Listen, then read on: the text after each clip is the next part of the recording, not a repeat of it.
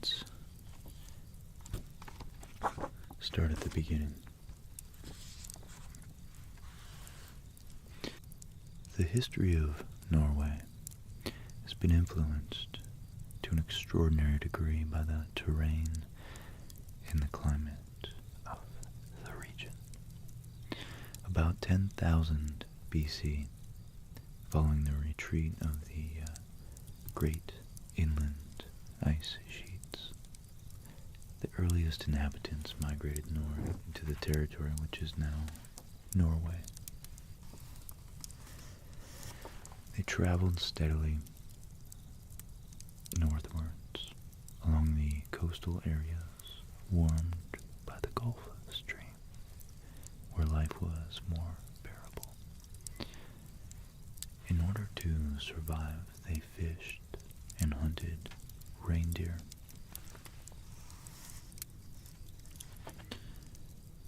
And between 5,000 and 4,000 BC, the earliest agricultural settlements appeared around the Oslo Fjord. Gradually between 1500 BC and 500 BC, these agricultural settlements spread into the southern areas of Norway, whilst the inhabitants of the northern regions continued to hunt and fish. Hunt and fish, hunt and fish, hunt.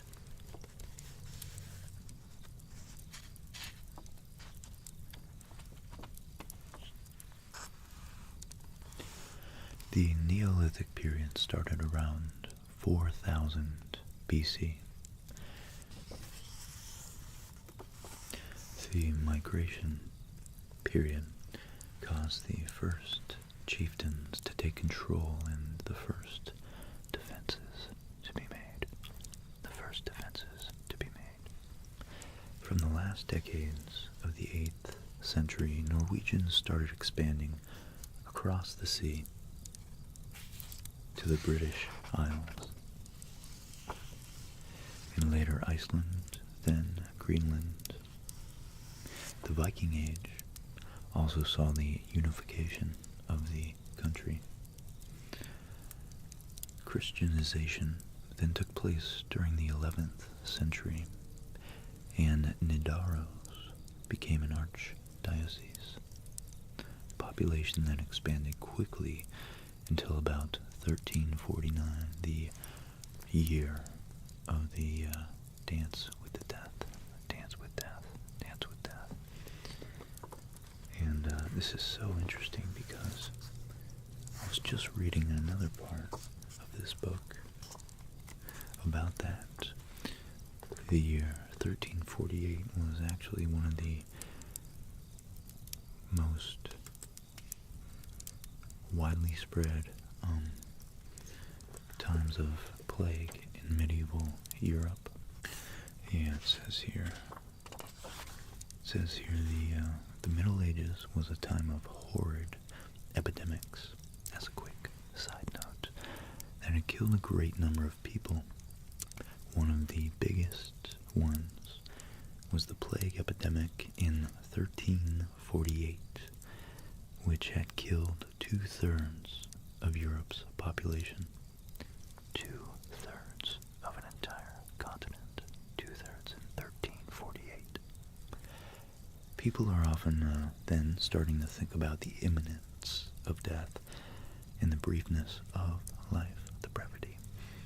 Their perception of death as the grand reaper that scythes people's lives dates from that time. The perception of death as the grand or grim reaper that scythes people's lives, scything lives. So the old characterization you see on Family Guy, for instance, it's become so stereotypical that it's permeated its way all the way into modern times, and it's still very widely known, even in, especially around the holidays, is the skeletal figure with a scythe or some other thing that simply walks up and grabs the arm of the soon-to-be faded, ill-fated individual and walks right away with them. And many of these pictures were actually drawn around the mid to late 1300s, 14th century, 14th century, 14th century. That was so infused with the idea of death because it was so relevant. Different ideas of death are formed right now, which are taking us back into the 1300s, as if today were then, which were then carried over into, of course, art, out of a rich iconography of death. The picturesque dance of death was perhaps the most well-known. In art, portraits of this theme represented both the clergy and the secular class, which, such as the Pope, a cardinal, a bishop, and an emperor, a king, to be the more secular side of that argument. And even a doctor, a salesman, child, and the dead are shown as skeletons and rotting corpses, and they're often carrying musical instruments, which is interesting in itself.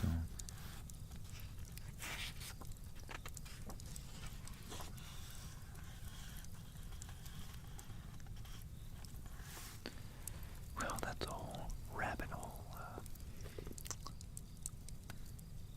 It's a heart of darkness we could spiral into, but I'd like to get back to Norway, which was, of course, is a part of Europe.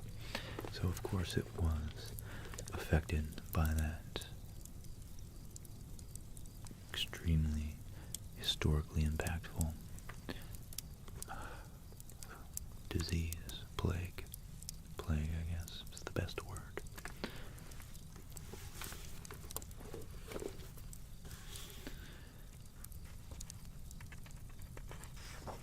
So the population, as we were saying, expanded in Norway quickly, right up until the most pertinent of plague epidemics in 1348-49. Oslo had a population of 3,000.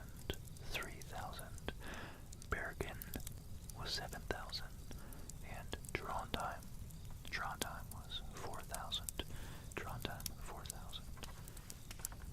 When it was halved by the Black Death and successive plagues, Bergen became the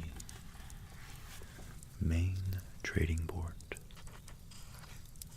controlled by the Hanseatic League, and Norway entered the Kalmar Union with Denmark and Sweden in 1397.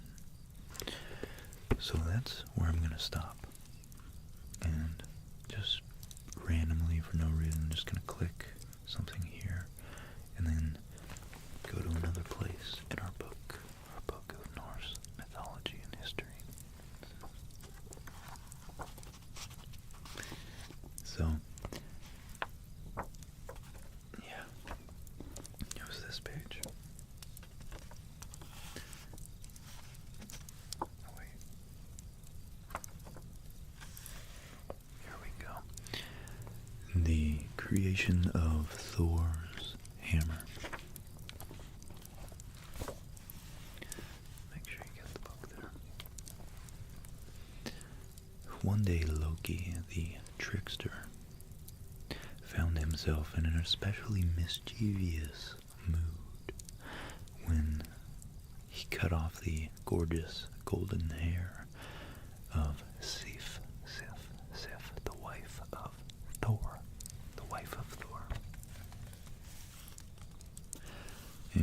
when Thor learned of this, his quick temper was enraged, and he seized Loki and threatened to break every bone in his body.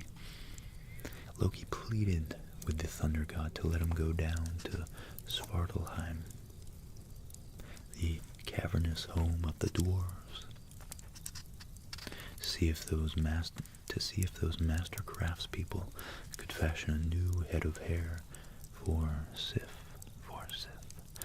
This one even more beautiful than the original. So, naturally, Thor did allow this. Thor did allow it, and off Loki went to Svartalheim. Loki went to Svartalheim.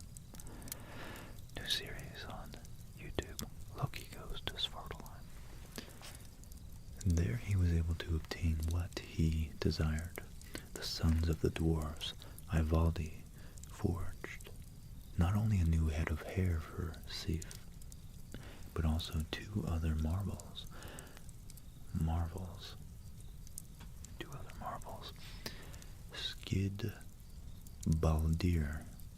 Skidbaldir, assembled from the thin pieces of wood,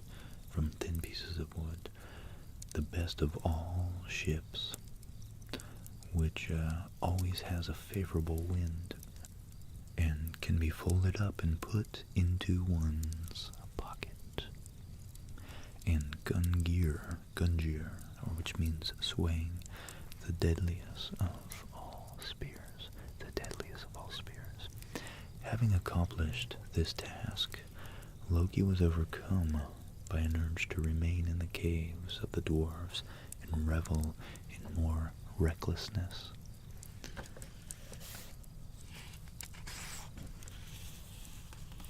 He approached the brothers Broker and Sindri, the metalworker and spark sprayer, respectively, and taunted them.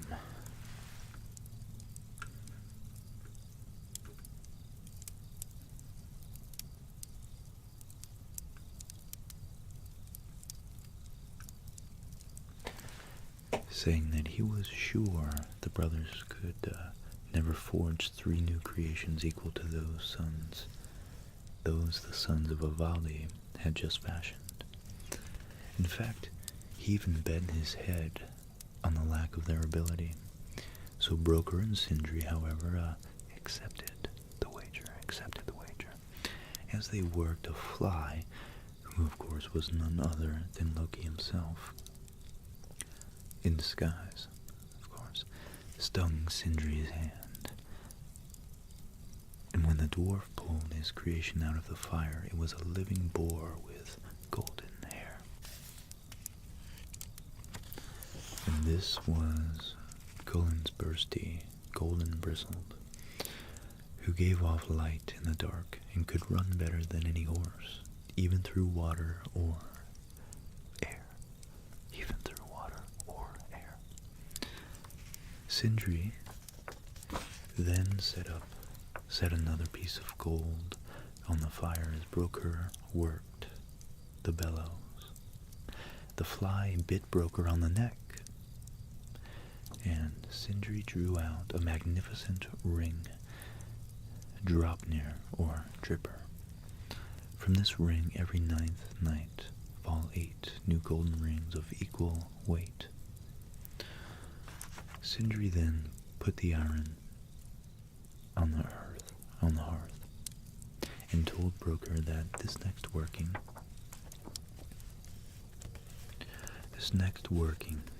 they must be especially meticulous, for a mistake would be more costly than with the previous 2 projects. Loki immediately stung Broker's eyelid, and the blood blocked the dwarf's eyes, preventing him from properly seeing his work.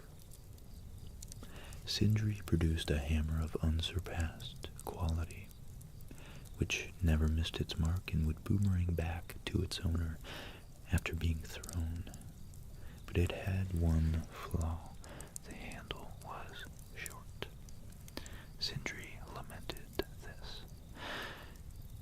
This had almost ruined the peace, which was called Mjolnir, which means lightning.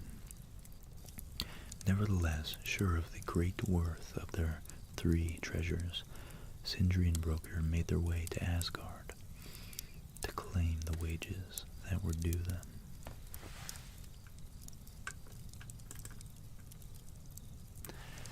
Loki made it to the halls of the gods before the dwarves and presented the marvels he had acquired. To Thor he gave Sif's new hair and the hammer of Mjolnir. To Odin went the ring of Draupnir and the spear of Gungnir. And Freyr was the happy recipient of Skidbladnir and Gullinburstir. As grateful as the gods were to receive these gifts, especially Mjolnir, which they foresaw would be of inestimable help in their battles against the giants, they nevertheless concluded that Loki still owed the dwarves his head. When the dwarves approached Loki with the knives, the cunning god pointed out that he had promised them his head, but not his neck. Brokkr and Sindri contented themselves with sewing Loki's mouth shut and returned to their forge.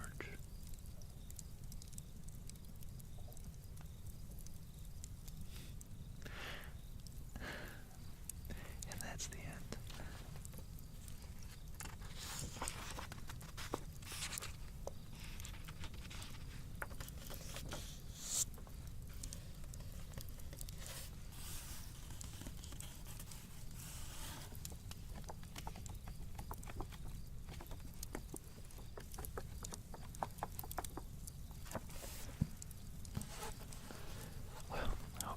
Enjoyed that little bit of history and mythology. For some reason, the Scandinavian countries are fascinating to me. Maybe because of their myths, but perhaps because of my ancestry from Sweden. So, I really like doing these history, mythology, and of course, book tapping.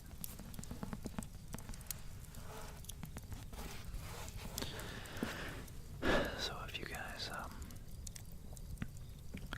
have any feedback, please let me know whether you like it or not. And as always, I greatly appreciate all your subscriptions and your likes and the comment you leave in the feedback you leave in the comments. Yeah, I don't know. As always, I love you guys. You're ever humbling me with all your support, I guess, really. Your support and your appreciation of my stuff. So I'd like to quickly thank all my patrons. So I have a list of all my Patreons in the back of my book here. Let me see if I can find it.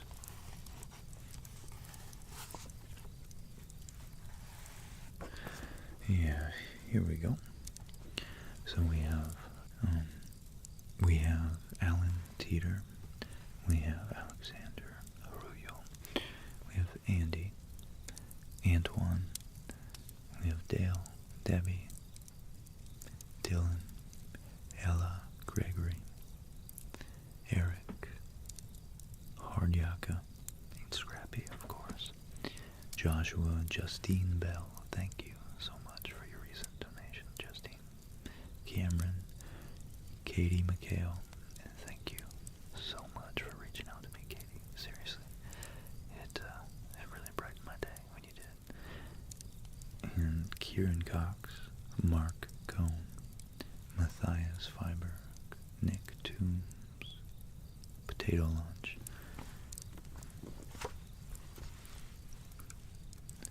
and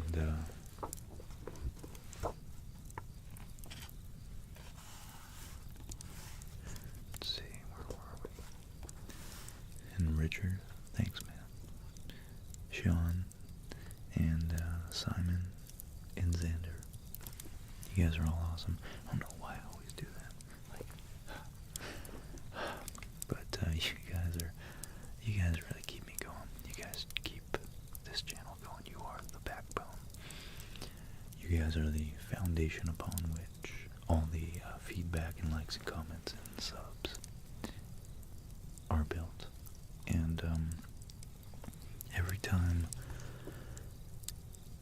I go to make a new video, I think about you guys and the fact that you appreciate my content enough to support the channel and donate, and it really is a really, really good feeling. It makes me know that I'm pursuing a goal that's worthwhile, and without you, I definitely wouldn't be doing this anymore. So